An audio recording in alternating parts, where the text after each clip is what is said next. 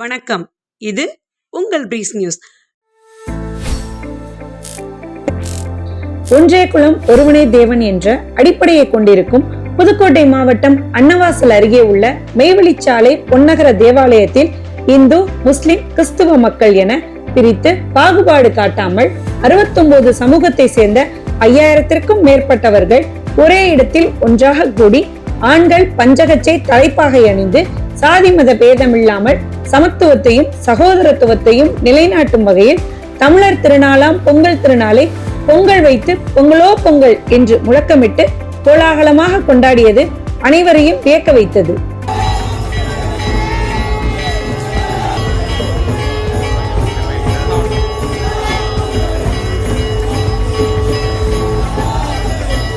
இது போன்ற செய்திகளை தொடர்ந்து பெற இணைந்திருங்கள் பிரீஸ் நியூஸ். லைக் பண்ணுங்க, ஷேர் பண்ணுங்க, சப்ஸ்கிரைப் பண்ணுங்க.